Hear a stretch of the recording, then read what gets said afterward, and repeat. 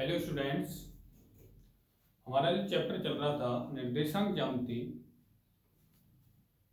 उसमें जो एक्सरसाइज चल रही थी हमारी 9.2 और उसके हमने 7 क्वेश्चंस कर लिए थे। अब उसी एक्सरसाइज के आगामी क्वेश्चनों को आज हम करेंगे, यानी क्वेश्चन नंबर 8 से स्टार्ट करेंगे। आप अपनी बुक और अब कॉपी लेकर मेरे साथ बैठ जाएं, ठीक है ना, और मेरे साथ हल करें।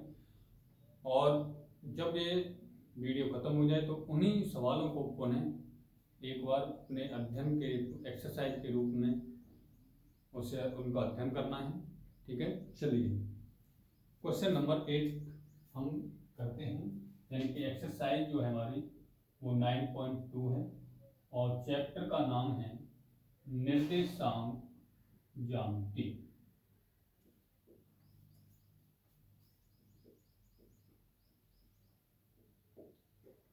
यदि किसी बच्चे को किसी अब तक हुए क्वेश्चनों में यदि कोई प्रॉब्लम है तो अपनी प्रॉब्लम उस लिंक पर डाल सकते हैं, ठीक है ना। आपको वो प्रॉब्लम सॉल्व करके आप तक वो पहुंचा दी जाएगी। चलिए क्वेश्चन नंबर 8, क्वेश्चन नंबर 8 देखिएगा, अपने अपनी बुकों में देखो। ये कह रहा है यदि बिंदु जो दिया है, बिंदु P है, कोई P बिंदु और उसके कोऑर्डिनेट दिए हैं 3,5। ए बिंदु है, ए बिंदु है कोई, उसके 2,3 दिए हुए हैं और बी को मिलाने वाले बी का निर्देशांक पता नहीं, यानी कि उसके मान लेते हैं हम एक्स वाई, और जो रेशियो दिया हुआ है m1 रेशियो m2 वो 7:9 को अंतर 4:7 के अनुपात में अंतर विभाजित करता है, तब बी के निर्देशांक ज्ञात कीजिए, ठीक है ना। अब हम वाई ग्राफ यानी कि वाई रेखाखंड के द्वारा हम इसे एक लाइन सेगमेंट खींचेंगे। ये हमने लाइन सेगमेंट खींचा ए बी, ये लाइन सेगमेंट हमारा ए बी। इसको यानी कि इनका जो रेशियो बनाया है वो 4:7। तो हम ऐसा कर लेते हैं कि ऐसा मान लेते हैं कि इस लाइन का जो लाइन को तोड़ा गया है दो भागों में, ये पार्ट जो है वो 4 का है और ये पार्ट वो कितने का है, 7 का है, ठीक है ना। और तो ये बिंदु जो है वो हमारा पी रहा है और इसके जो निर्देशांक दिए हुए हैं वो 3,5 दिए हुए हैं और इसके कोऑर्डिनेट दिए हैं माइनस का 2,3 और इसके कोऑर्डिनेट वो पूछ रहा है, इसलिए इसके कोऑर्डिनेट का मान लिया हमने एक्स वाई। तो हमें अब क्या करना होगा, इस एक्स और वाई की वैल्यू में निकालनी है, ठीक है ना। चलो अब देखें हम यहाँ, अब उसने कहा कि विभाजन कैसा है, अंतर विभाजन। विभाजन ये कैसा है, अंतर विभाजन की बात कर रहा है। तो अंतर विभाजन का मैंने वीडियो में आपको बता दिया है कि अंतर विभाजन का फॉर्मूला क्या है, ठीक है ना। अब विभाजन हमारा अंतर विभाजन का सूत्र, अंतर विभाजन का जो सूत्र है वो क्या है, वो हमारा x बराबर था m1 x2 plus m2 x1 upon m1 plus m, ये था x बराबर, और y बराबर था m1 y2 और m2 y1 upon m1 plus m2, ये था। अब देखें, अब इस ये तुम्हारा x1 y1 होगा, जे x2 y2 होगा और जे हमारे ये कैपिटल X और कैपिटल Y, यानी कहने का मतलब है जो ये है x और y वो वैल्यू ये है, ठीक है ना। तो इस x की बराबर दिया है 3, या हम इसे कैपिटल X कह दें और इसको हम कह दें कैपिटल Y, ठीक है ना। तो कैपिटल X की वैल्यू 3 है, m1 जो दिया है वो 4, ये हमारा m1 यानी फर्स्ट पार्ट, और ये हमारा क्या है m2, इसको मान लिया हमने 7, ठीक है ना। तो 4 गुणा जो x1 y1 x2 y2, तो x2 हमारा क्या रहा है वो x रहा है, प्लस m2 हमारा कितना रहा है वो 7 रहा है, और x1 जो रहा है वो माइनस का 2 है, ठीक है ना, अपॉन 4 प्लस 7, क्योंकि m1 का मान 4 और m2 का मान 7 रहा है। तो इसको सॉल्व करेंगे, 3 प्लस जो ये 4x हो जाएगा प्लस अब देखो ये प्लस नहीं होगा, माइनस है, माइनस गुना प्लस, माइनस होगा 7 दूनी 14 हो गए, अपॉन 7 और 4 कितने हो गए, ये 11 हो गए। इसका नीचे ये यहाँ इसके साथ मल्टीप्लाई करेगा तो 11 3 33 हो गई है, इक्वल टू 4x माइनस का 14। अब देखो ये माइनस का इधर आके प्लस का होगा, 33 प्लस 14 इक्वल टू 4x। तो 4x इक्वल टू कितना होगा, इन दोनों को जोड़ेंगे तो 4 और 3 7, 3 और 1 4, तो x बराबर हो जाएगा हमारा 47/4। ये x का मान कितना आ गया हमारा 47, 47 डिवाइडेड बाई 4। इसी प्रकार y का मान कितना रहा है, 5 रहा है। m1 जो रहा है वो 4 रहा है, m1 की वैल्यू कितनी है 4। और y2 जो रहा है वो y रहा है, y लिख दिया, प्लस m2 ये 7 रहा है, और y1 जो रहा है वो 3 रहा है, ठीक है ना, अपॉन इसी प्रकार 4 प्लस 7। अब देखो ये 5 प्लस इसी ये हो जाएगा हमारा 4y, और 7 3 या 21, और 4 7 11, इसके नीचे बनवाना, इसका मल्टीप्लाई किया तो ये कितना हो गया 55 हुआ। अब 55 ये हुआ तो यहाँ पर कितना हुआ 4y हुआ प्लस 21। अब देखो यहाँ ये प्लस नहीं, इधर आएगा माइनस का होगा, तो 55 माइनस 21 इक्वल टू 4y। 5 में से 1 4, 5 में से 2 3 इक्वल टू 4y। तो y इक्वल टू कितना होगा 34/4। 2 से ये 17 बार, 2 से ये 2 बार, तो y की जो वैल्यू है, y की वैल्यू कितनी आ गई 17/2। तो ये हमारे इस एक्स वाई की मान आ गए, तो हम लिख देंगे बिंदु बी के निर्देशांक, बी के जो निर्देशांक हैं, एक्स का मान कितना आया था हमारा 47 डिवाइडेड बाई 4, और वाई की वैल्यू कितनी आई 17/2, और यही हमारा क्या होगा आंसर। बात समझ में आई? क्योंकि सवाल में उसने बोला था कि अंतर्विभाजन, और ये प्रत्येक सवाल आपको इस तरीके से एक्सप्लेन करके करना होगा, तो आपके लिए वो क्या होगा आसान होगा। इस तरीके से करोगे तो आपको कहीं भी कोई मिस्टेक नहीं होगी, वैल्यू रखने में भी और वैल्यू ज्ञात करने में भी, ठीक है ना। तो इस तरीके से हमारा क्वेश्चन नंबर 1 का आंसर ये होगा, यानी बी के निर्देशांक हमारे ये आते हैं, ठीक है ना। चलिए आगे नेक्स्ट क्वेश्चन करते हैं।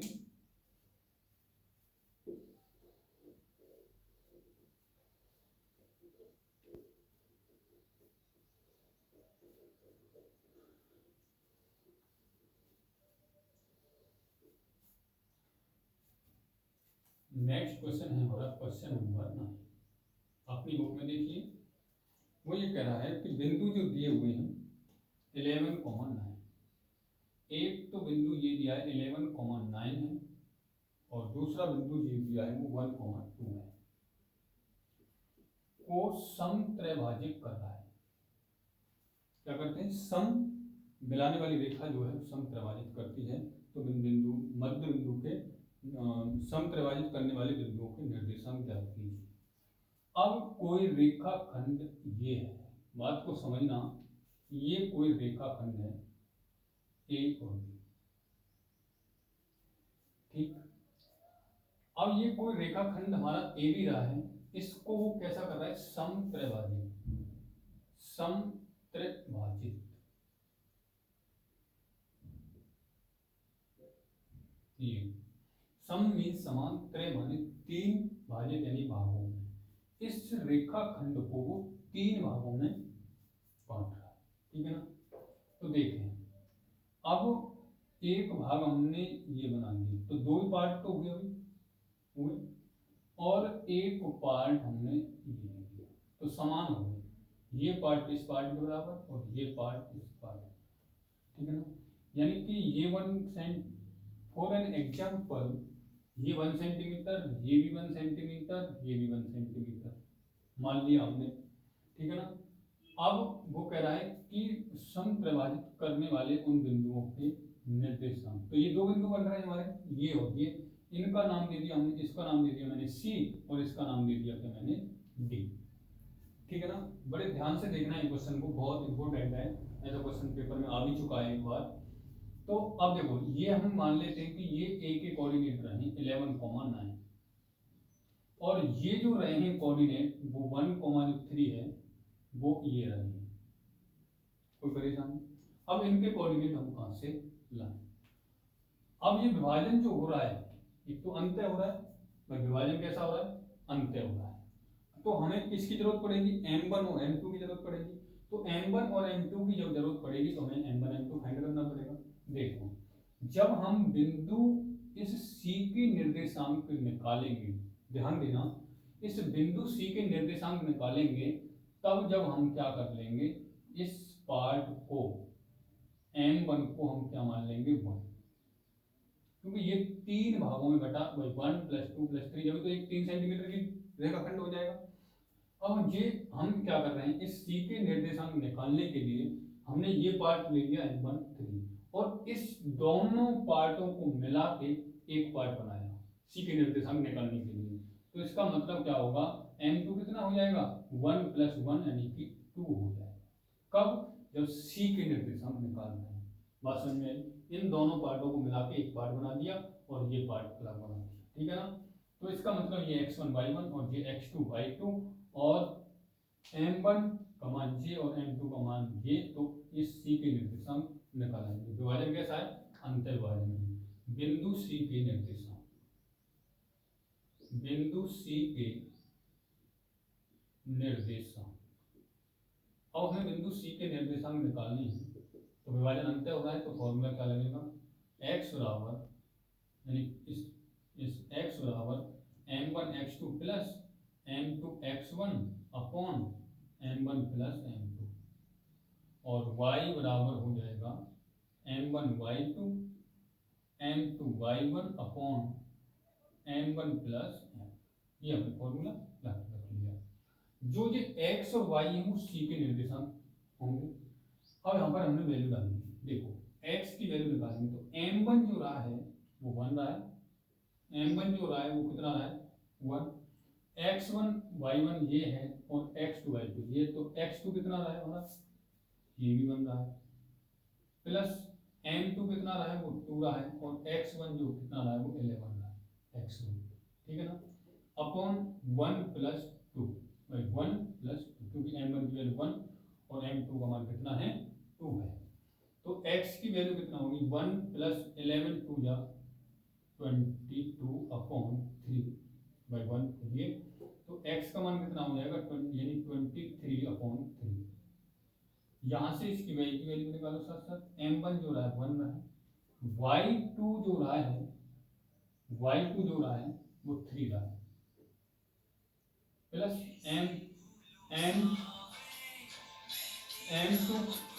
m2 की जो वैल्यू है, m2 की जो वैल्यू है वो हमारी कितनी रही है? 2 और y1 जो रहा है वो 9 रहा है, y1 कितना रहा है? 9 अपॉन m1 1 m2 2, ठीक है ना। तो यहाँ से y की वैल्यू कितनी होगी? 3 + 9 2 जा 18 और 3, m1 का मान 1, y2 की वैल्यू 3 और m2 जो है 2 और y1 की वैल्यू 9, 3 × 3 9 2 जा 18। तो इससे सॉल्व किया 18 21 अपॉन 3 से ये 7 टाइम, यानी y की वैल्यू कितनी आ गई? 7। तो जो बिंदु C के निर्देशांक हुए वो बिंदु C के जो निर्देशांक हैं वो कितने होंगे? x का मान आया हमारा आया कितना? 23/3 और y का मान कितना है? 7। तो C के जो निर्देशांक हैं वो हमारे ये आ गए, ठीक है ना। इसी प्रकार बिंदु D के निर्देशांक, बिंदु D के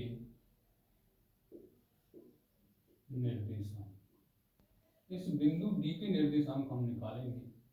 फॉर्मूला वो हमारा वही रहेगा, बस बशर्ते थोड़ा सा अंतर हो। क्या? अब इस बिंदु के निर्देशांक निकालेंगे तो अब क्या होगा? जो हमारा m1 था वो अब कितना हो जाएगा? वो 2 हो जाएगा और m2 जो था वो कितना हो जाएगा? 1 हो जाएगा। अब इधर कहानी चल रही है, ठीक है ना। m1 जो है वो हमारा 2 हो जाएगा और m2 जो पहले 2 था वो क्या हो जाएगा 1 हो जाएगा, क्योंकि ये पार्ट्स वैल्यू रखेंगे x बराबर m1 x2 m2 x1 m1 m2 y equal to m1 y2 m2 y1 m1 m2, ठीक है। अब इस x की वैल्यू निकालनी है हमें, तो देखिए x1 y1 हमारे वही रहेंगे, केवल जो चेंज होगा वो m1 और m2 के मान में चेंज होंगे। अब हमारा m1 कितना है 2 और x2 कितना है 1 प्लस m2 जो रहा है वो अब 1 रहा है और x1 की वैल्यू तो 11 अपॉन 2 प्लस 1, इसे सॉल्व कर लें पहले, तो ये 2 प्लस 11 अपॉन 3, तो x की वैल्यू कितनी आ गई 13 अपॉन 3। इसी प्रकार y m1 जो रहा है वो 2 रहा है, y2 जो रहा है वो 3 रहा है, m2 जो रहा है वो 1 रहा है, y1 जो रहा है वो 9 रहा है अपॉन 2 प्लस 1, तो y equal to 6 plus 9 upon 3, तो y इक्वल टू 15 अपॉन 3, 3 से 15 5 टाइम्स, तो y की वैल्यू कितनी आ गई 5। तो हम लिख देंगे बिंदु C के निर्देशांक कितने 13 अपॉन 3 और 5, ये हमारा आंसर, ठीक है ना। यानी कि बस आपको इस सवाल में ये ग्राफ समझना है, इसका जो एक्सप्लेन मैंने किया है ये आपको समझना है, क्योंकि यहाँ पर आपको क्या नहीं दिया है, ये रेशियो नहीं दिया है, इनका अनुपात जो दिया है वो नहीं दिया है, वो आपको मानना पड़ेगा। मानना कैसे पड़ेगा, उसने शर्त दी थी कि ये क्या है समत्रैभाजित। समत्रैभाजित का मतलब वो ये रेखाखंड है वो 3 भागों में बटा हुआ है, तो इसका मतलब डिस्टेंस उसकी आपस में बराबर होगी, ये डिस्टेंस ये डिस्टेंस ये डिस्टेंस आपस में क्या हो गई बराबर हो गई। बराबर हो गई तो पहली सी के लिए हमने क्या किया, इसको m1 मान लिया और दोनों पार्टों को हमने क्या मान लिया m2 मान लिया। जब हमने डी के निकाले तो ये दो पार्ट एक हो गए और ये पार्ट एक हो गया और m तो वैल्यू m1 m2 की चेंज हो गई, ठीक है ना। और फॉर्मूला हमारा वही है, बस हमने क्या किया है कैलकुलेशन की है, ठीक है ना। तो इस तरीके से ये क्वेश्चन नंबर 9 सॉल्व होता है, ठीक है ना। तो बिंदु सी के निर्देशांक दिया गए सी के, और बिंदु डी के जो निर्देशांक हैं वो हमारे ये रहा, ठीक है ना। चलिए आगे नेक्स्ट क्वेश्चन देखते हैं।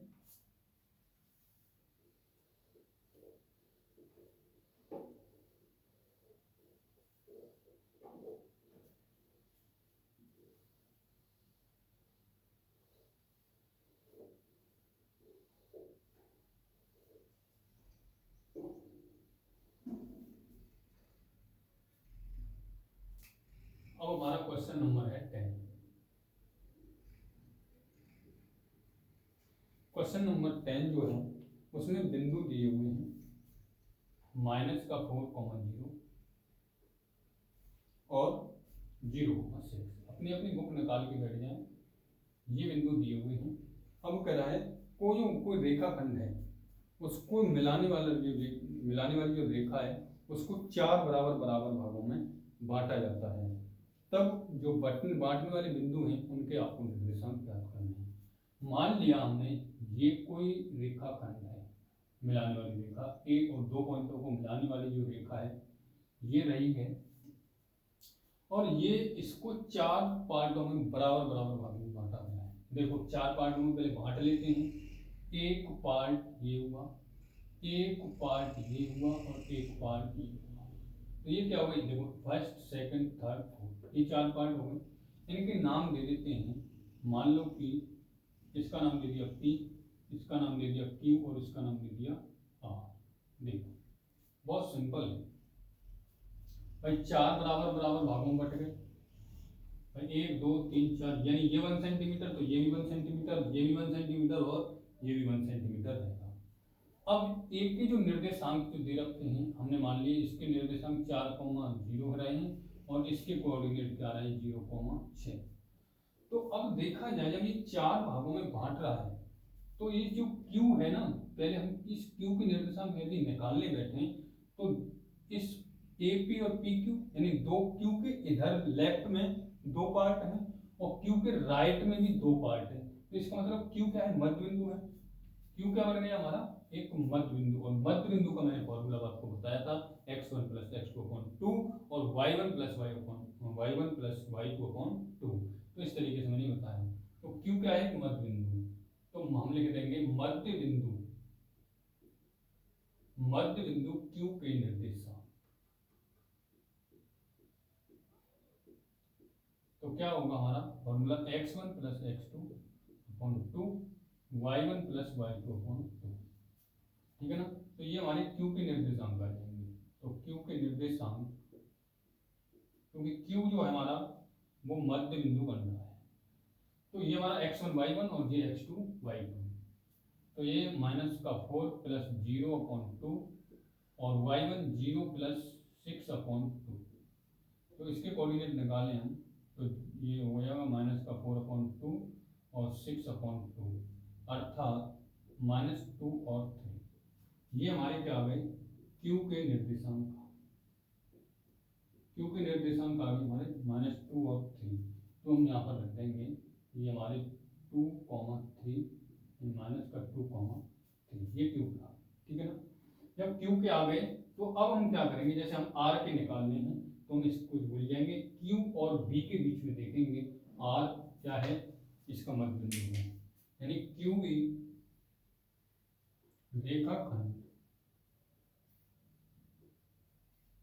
रेखाखंड जो क्यू बी है, क्यू बी का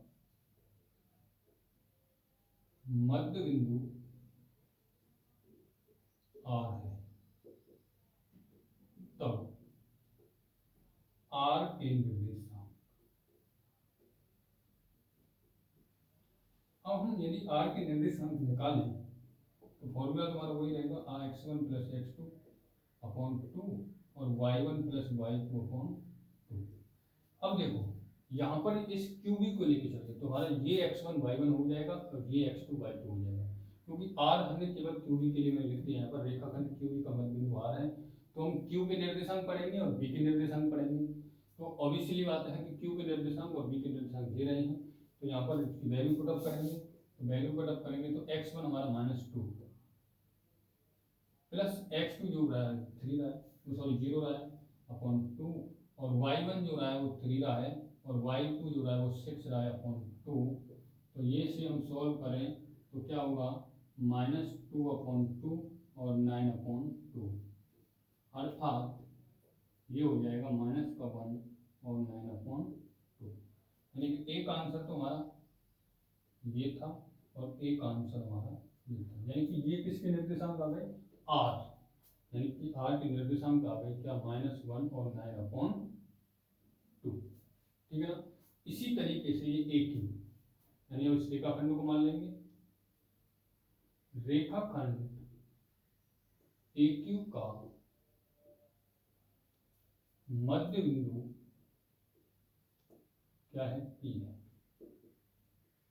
तब पी के निर्देशांक, अब हम इस पी के निर्देशांक निकालें तो क्या फॉर्मूला तो मध्य बिंदु का यही होता है, y1 प्लस y2 अपॉन 2, यही तो होता है। अब यहाँ पर वैल्यू डालेंगे x1, अब ये देखो अब यहाँ पर ए क्यू ए और क्यू के निर्देशांक लेंगे से, तो x1 y1 और x2 y2, यानी -4 प्लस -2 अपॉन 2 और y1 जो होगा हमारा 0 प्लस 3 अपॉन 2। इसे सॉल्व करें तो ये हो जाएगा हमारा -4 -2 अपॉन 2 और ये हो जाएगा हमारा 3 अपॉन 2, तो ये हो जाएगा -6 अपॉन 2 और 3 अपॉन 2, सो -3,3/2, और ये हमारा क्या हो जाएगा। इस प्रकार जो सम, इस कोई रेखाखंड था उसके सम 4 पार्टों में बांटा था, तो इसके कोऑर्डिनेट हमारे ये आ गए -3 और 3/2। इस तरीके से हम इस सवाल को करेंगे, ठीक है ना। यानी इसमें क्या है, सिर्फ ये मध्य बिंदु वाले फॉर्मूले से सॉल्व हो गया। इसमें कोई अंतर विभाजन और बाय विभाजन का फॉर्मूला नहीं लगा। हालांकि अगर अंतर विभाजन और बाय विभाजन से करते तो भी ये सॉल्व हो जाता। कैसे करते देखेंगे आप करके देखना। मैं मेथड बता रहा हूँ आपको करना क्या है। जैसे हमने वो फर्स्ट पार्ट इसका इससे पहले क्वेश्चन दिया था, क्वेश्चन नंबर 9, उसी तरीके से आप जब पी के निर्देशांक निकालें तो ये 1 2 3 4 इसको m1 का मान 1 हो जाएगा और इन ये 3 पार्ट मिलेंगे तो m2 का मान कितना हो जाएगा 3 हो जाएगा। ठीक है ना। जब हम इसके निकालेंगे तो ये 2 पार्ट m1 का मान भी 2 और m2 का मान भी 2 हो जाएगा, तो इसका मान भी आ जाएगा। और इसके निकालेंगे तो ये 3 हो जाएगा, ये 1 हो जाएगा, तो ये आरपी निर्देशांक निकाल आएंगे। तो इस तरीके से आप निकाल के देखना, आपको आसान रहेगा। आसानी से ये निर्देशांक इनके निकल आएंगे। ठीक है ना। चलिए अब हम बात करते हैं नेक्स्ट क्वेश्चन की।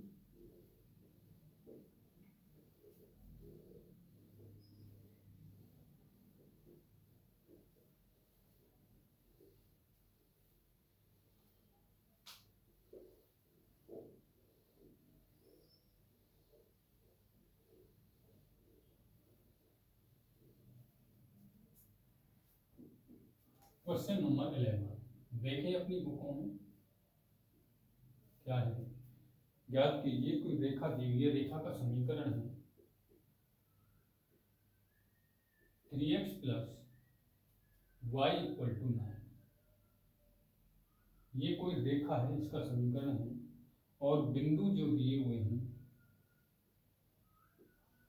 वो 1,3 और 2,7, 1,3 और 2,7 को मिलाने वाले रेखाखंड को किस अनुपात में, यानी कि m1:m2 वो तुमसे पूछा है, में विभाजित करती है।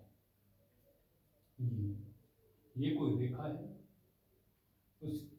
उसके जो बिंदु हैं वो ये हैं, तो वो पूछ रहा है किस विभाजन में ये विभाजित करता है। मान लिया कि ये कोई रेखा है, ठीक है ना, ये भी कोई रेखा है, इसके कोऑर्डिनेट 1,3 2,7, इसकी जो रेखा इसका समीकरण है वो 3x plus Y equal to 9 है। अब इसको दो किस अनुपात में विभाजित करती है। मान लिया हमने ये ऐसे कर रही है, किसमें कर रही है, इस तरीके से ये विभाजित कर रही है। ठीक है ना। अब मान लिया कि हमने या तो m1 m2 मान लो, नहीं तो ऐसा कर लो कि ये लैम्डा अनुपात 1 में इसको विभाजित करती है। मान लिया कि ये इसको किस में विभाजित कर रही है, लैम्डा अनुपात। ठीक है ना। तो इसको जब ये इसमें विभाजित कर रही है तो यहाँ पर इसके कोऑर्डिनेट तो यहाँ पर x, y होंगे। ठीक है। तो हम विभाजन कैसा हो रहा है, अंतर हो रहा है, तो यानी कि अंतर विभाजन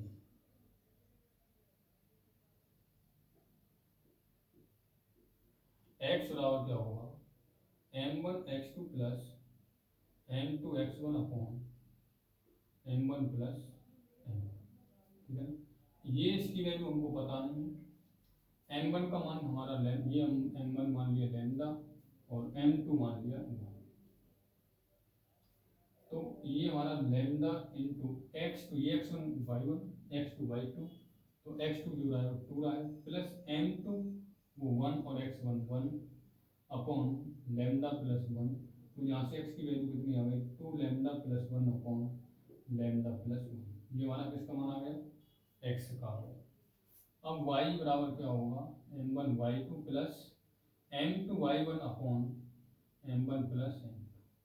y1 का वैल्यू y है, m1 जो रहा है वो लैम्डा रहा है, y2 जो रहा है वो 7 रहा है, m2 रहा है 1 और y1 रहा है 3 और लैम्डा प्लस 1।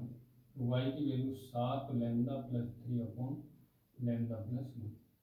अब रेखा का समीकरण वो दे दिया है, देख लो यहाँ से हम करना है। रेखा का समीकरण जो दिया है वो 3x plus Y equal to 9 जो दिया है, इन x और y को यहाँ पर डाल दें तो यहाँ से भी अनुपात निकल के आ जाएगा। तो 3 of 2 lambda plus 1 upon lambda plus 1 plus 7 lambda plus 3 upon lambda plus 1 are equal to 9, इस 3 का multiply 6 lambda plus 3 upon lambda plus 1 plus 7 lambda plus 3 upon lambda plus 1 equal to 9। अब देखो इन दोनों का एलसीएम क्या है, समान है, तो ये हो जाएगा हमारा, इनको दोनों का एलसीएम लेंगे तो लैम्डा प्लस 1 इनका एलसीएम आएगा, तो ये हो जाएगा 6 लैम्डा प्लस 3 और plus 7 lambda plus 3 equal to 9। इसके नीचे ये इसके साथ मल्टीप्लाई कर लेगा, तो 6 और 7 13 लैम्डा हो जाएंगे, प्लस 3 और 3 6 बराबर, ये हो जाएगा 9 लैम्डा प्लस 9। ठीक है ना, ये इधर लैम्डा वाली संख्या एक तरफ कर ली, 13 लैम्डा माइनस 9 लैम्डा बराबर 9 माइनस का 6, 13 से 4 लैम्डा बराबर ये 3, तो लैम्डा आ जाएगा 3/4। तो जो अनुपात होगा लैम्डा अनुपात यानी 3:4 में ये क्या कर देगा, विभाजित करेगा। 3:4 में ये क्या करेगा, विभाजित करेगा। तो इस तरीके से क्वेश्चन नंबर 12 हुआ है। ठीक है ना। अब देखिए यहाँ पर क्वेश्चन नंबर लास्ट रह गया है, या फिनिश हो जाएगी एक्सरसाइज क्वेश्चन नंबर 12।